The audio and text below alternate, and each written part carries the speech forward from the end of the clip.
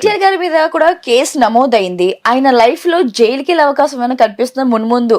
అంటే రీసెంట్ గా కూడా కేసు నమోదైందన్న సంగతి అంతా తెలిసిందే. సో ఆయన జాతకంలో జైలుకి వెళ్తారా? కేటీఆర్ గారి మీద కేసులు చాలా వందల కేసులు ప్రతి రాజకీయ నాయకుడి మీద రేవంత్ రెడ్డి గారే స్వయంగా చెప్పారు.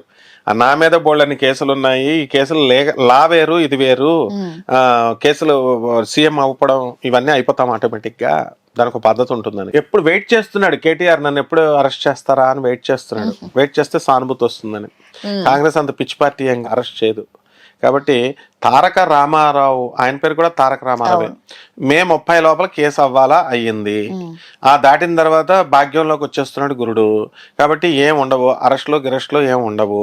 కాబట్టి ఇబ్బంది మాత్రం ఉంటుంది. వాళ్ళంతా ఫ్రెండ్స్, మళ్ళీ మామూలుగా మాట్లాడుకుంటూ ఉంటారు. కాబట్టి కేటీఆర్ గారి దాంట్లో జైలు యోగం లేదు. 2027లో జమిలీ ఎన్నికలు వస్తాయని అందరు అంటున్నారు. అది ఎంతవరకు నిజమంటారు? ఫాల్స్ ఎలిగేషన్స్, అవన్నీ అబద్ధాలు. ఏంటంటే వస్తాయని ఊహాగానాలు అనమాట. అవి రావాలంటే ఇప్పుడు ఆయన పెట్టినట్టుగా ఇంకా కొన్ని సంవత్సరాలు పడుతుంది, ఒక డికేడ్ పడుతుంది. 10,000 సంవత్సరాలు పెట్టమని దమ్ముంటే చూద్దాం, బెటర్. కాబట్టి అవన్నీ ఊహాగానాలు మాత్రమే. కేసీఆర్ గారి పొలిటికల్ కెరియర్ లో మళ్ళీ సీఎం అవుతాడా? ఎందుకు అవడానికి అవకాశాలు ఉంటాయి. ఆయన ఇప్పుడు డబుల్ బెడ్రూమ్ ఇల్లులు ఇచ్చినప్పుడు ఆ కేసీఆర్ నగరే మేము పెట్టుకుంటాం అంటున్నారు. ఎక్కడ తెల్లాపూర్ దాటిన తర్వాత కొల్లూరుకు 2 కిలోమీటర్ల యువతల మన ఇల్లులన్నీ ఇచ్చారు ఆయన, రూపాయి తీసుకోకుండా. సో ఆయన వర్గం ఆయనకు ఉంటుంది. సిటీలో ఉన్న ప్రజలంతా మరి కేసీఆర్ గారికి ఎందుకు వేశారు? ఆయన వర్గం ఆయనకు ఉంటుంది.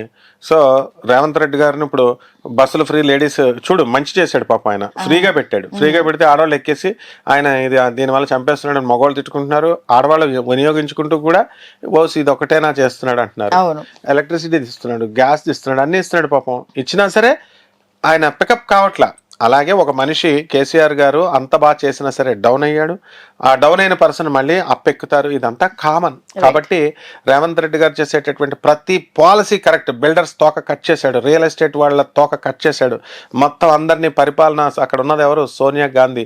మనకి ఇబ్బంది అయింది చెప్పేసి మేము దింపేస్తాం. ఏం చేస్తారు మీరు? గవర్నెన్స్ ఎప్పుడు స్ట్రిక్ట్గా ఉన్నప్పుడు అలాగే ఉంటుంది. కాబట్టి అవన్నీ కేర్ చేయడు ఆయన. నా రాటు దేరిపోయి వచ్చినటువంటి వ్యక్తి.